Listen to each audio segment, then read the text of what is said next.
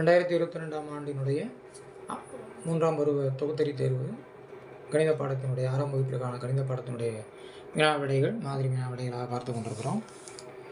அந்த அளவில் இது 31வது கணக்கு. ஓர் ஒழுங்கு அறுகோணத்தின் சுழல் சமச்சீர் வரிசை என்னன்னு கேட்டிருக்காங்க. சுழல் சமச்சீர் வரிசைனா இப்போ இந்த வடிவம் மாதிரியே 2 வடிவங்கள் தயார் பண்ணி இந்த கீழ் வடிவத்தை ஃபிக்ஸ்டாக வச்சுட்டு முன்பக்கம் இருக்கிற வடிவத்தை சுழற்றிகிட்டே வரணும். எத்தனை இடங்களில் பொருந்துகிறதோ அத்தனை சுழற்சி வரிசையை இந்த வடிவம் பெற்றிருக்கிறது அப்படிங்கிற முடிவுக்கு வரணும். இது ஒழுங்கு அறுகோணங்கிறதுனால இந்த ஒழுங்கு அறுகோணம் பின்பக்கம் வைக்கப்படுகிற ஒழுங்கு அறுகோணத்தோடு 6 முறை சரியாக பொருந்தும். அதனால் இதனுடைய சுழல் சமச்சீர் வரிசை 6 அப்படிங்கிறத தெரிஞ்சுக்கிறோங்க. சதுரத்திற்கு 4, சமபக்கம் கோணத்திற்கு 3, செவ்வகத்திற்கு 2, இந்த மாதிரியாக அந்த வடிவங்களை தெரிந்து வைத்துக் கொள்ளுங்கள். வட்டமாக இருந்தால் எண்ணற்ற அளவில் அது மீண்டும் பொருந்தும் அப்படிங்கிறதையும் தெரிஞ்சுக்கிறோங்க.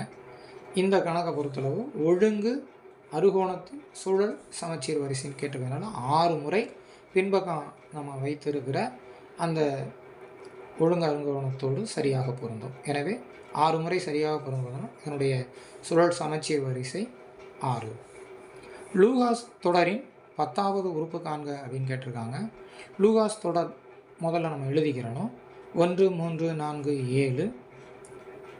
இது மாதிரி ஏற்கனவே இன்னொரு தொடர் படிச்சிருக்கோம் இல்லையா, பிபனோஸ் தொடர். அந்த பிபனோசி தொடர் மாதிரி இதை லூகாஸ் தொடர். அங்கே 1, 1 வைத்து அதுக்கப்புறம் கூடுதல் செய்து எழுதுவோம். இங்கே 1, 3 அப்படிங்கிறத வைத்து அப்புறம் கூடுதல் செய்து எழுதணும்.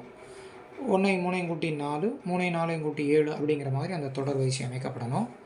அப்போ 1 3 கூட்டி 4, 3 4 கூட்டி 7, 4 7 கூட்டி 11, 7 11 கூட்டி 18 அப்படியே தொடர்ந்து கூட்டி வரும்போது இந்த இடத்துல இந்த 2 உறுப்புகளை கூட்டி இங்கே கூடுதல் எழுதணும். அப்போ 47ஐயும் 76ஐயும் கூட்டும்போது 6 7 கூட்டி 13, 1 அந்த 1 7 கூட்டி 8 4 12 123ங்கிற உறுப்பு வந்திருக்கு. நமக்கு 10வது உறுப்பு வேணும். 1 2 3 4 5 6 7 8 9ஆம் இடம் 10ஆம் இடத்துல 123 அப்படிங்கிற எண் இருக்கிறதுனால லூகாஸ் தொடரின் 10வது உறுப்பு 123 அப்படிங்கிறத சொல்லணும். உற்று நோக்கி நிறைவு செய்க அப்படின்னு இந்த கணக்கு கொடுத்துருக்குறாங்க. இந்த W அப்படிங்கிற மாதிரியான இந்த அமைப்பு ஒரு 90 டிகிரி இந்த பக்கம் திரும்பி இருக்குது.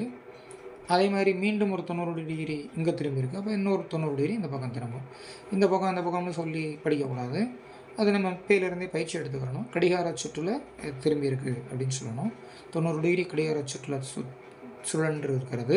மீண்டும் 90 டிகிரி கடிகார சுற்றில் சுழன்று இருக்கிறது.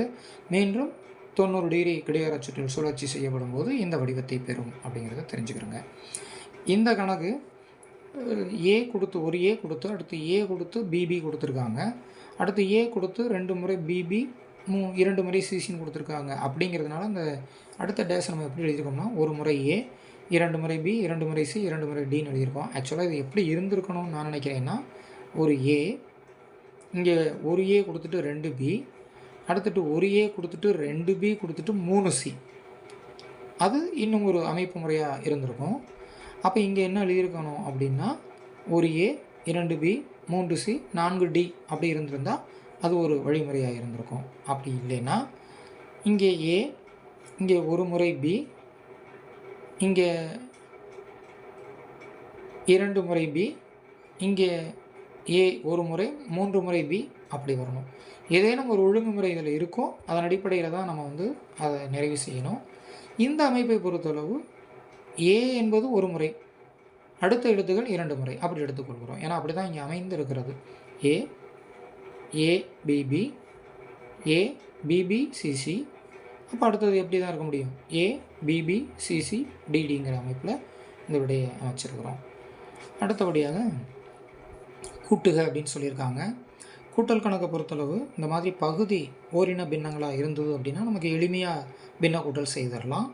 இந்த பகுதியில் 2லேயுமே 5 இருக்கிறதுனால ஒரு முறை 5 எழுதிட்டு மேலே இருக்கக்கூடிய எண்களை எழுதி கூட்டல் செஞ்சால் போதும். அது பின்ன கூட்டலை உருவாக்கி விடை கொடுத்துரும். அப்போ அந்த 2/5 கூட்டல் 3/5 அப்படிங்கிறதுல இது 2மே ஓரின பின்னங்கள். எனவே கீழே இருக்கக்கூடிய 5 கீழே எழுதிடணும். ஒரு முறை தான் எழுதணும். மேலே 2ஐயும் 3ஐயும் கூட்டி 5ன்னு எழுதி 5/5ன்னு எழுதும்போது 5ஆல் வகுக்கலாம் 1. இது நான் இந்த மாதிரி பார்க்கும்போது குழந்தைகள் என்ன பண்ணிடுறாங்கன்னா 2ஐயும் 3ஐயும் மேலே கூட்டுறாங்க, 5ஐயும் கீழே கூட்டி 10ன்னு போடுறாங்க. அது மாதிரியான ஒரு கூட்டல் செயலே கிடையாதுங்கிறத முதல்ல நன்கு தெரிந்து கொள்ளுங்கள். ஏன் பின்ன எண்களின் கூட்டல் அப்படின்னா பகுதி சமமாக இருந்தால் பகுதியில் ஒரு பகுதியை மட்டும் எழுதிட்டு மேலே அப்படியே கூட்டிடலாம். கீழே வேறு வேறு எண்களாக வேற்றின எண்களாக இருந்தால் அதை சமப்படுத்தி சரிபடுத்துறதுக்கு தான் மீட்சியமாக எடுக்கிறோம். அதன் அடிப்படையில் பகுதி சமமாயிரும். அதுக்கப்புறம் அந்த மேலே இருக்கிற எண்களை கூட்டணுங்கிறத தெரிஞ்சுக்கிடுங்க. பகுதி சமமாக்குவதற்கு தேவையான வேலைகள் செய்திருப்போம், அதன் பிறகு கிடைத்த எண்களை கூட்டணும். இப்போ நமக்கு அதெல்லாம் இல்லை. நேரடியாக பகுதி கீழே சமமாக இருக்குது. அப்போ ஒரு முறை எழுதிட்டு மேலே இருக்கிற எண்களை அப்படியே கூடுதல் செய்து விடை கொண்டு வந்துடலாம். இப்போ இந்த கழிக்க 10/7 -3/9 இப்போ நான் சொன்ன மாதிரி கீழே பகுதி சமமாக இல்லை. அப்போ பகுதி சமப்படுத்தணும், அதான் மீச்சம் எடுக்கிறதுன்னு பேர். இப்போ இந்த 7ஐயும் 9ஐயும் பெருக்குனிங்கன்னா 9×7 63 கீழே. இப்போதைக்கு இதை குறுக்கு பெருக்கம் கிராஸ் மல்டிப்ளிகேஷன் பட்டர்ஃப்ளை மெத்தட்னு சொல்லிக் கொடுப்பாங்க, அதையும் படிச்சுக்கிடலாம். இந்த 2ஐயும் பெருக்கி எழுதிடணும். 10ஐயும் 9ஐயும் எதிரெதிரே 10ஐயும் 9ஐயும் பெருக்கிறோம்.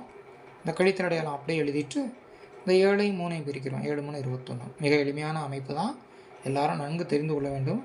கீழே பகுதிகளை பெருக்கிடுங்க. 7 9 7 பெருக்கல் 9. அதன் பிறகு இந்த 9 எடுத்து இந்த 10ல் பெருக்குங்க, இந்த 7 எடுத்து இந்த 3ல் பெருக்குங்க. நடுவில் இருக்கிற செயலை அப்படியே வச்சுக்கிடுங்க. அப்போ 9 90 இங்கே, 7 3 21 இங்கே, நடுவால் மைனஸ், கீழே 7 9 63. இந்த 90ல் 21 கழித்து கிடைக்கக்கூடிய விடை 69. பையில் 63 இருக்குது. ரெண்டுலேயுமே மூன்றாவது வாய்ப்பாட்டுக்கு என்றதுனால வகுத்துறோம், பொதுக்காரணி வகுத்து நீக்கிறோம். 2 3 9, 2 1 1. அப்போ 23/21 தான் இதனுடைய விடை. இதை தேவைன்னா கலப்பு பின்னமாகவும் மாற்றி எழுதலாம். அது என்ன அப்படின்னு கேட்டிங்கன்னா, ஒரு 21 மீதம் 2, அப்போ 2 தொகுதி எழுதிட்டு /21, அப்போ 1 2/21 மாற்றி எழுதலாம். இப்போ நமக்கு 23/21 விடை அப்படிங்கிறதுனால இதோட முடிச்சிடறோம்.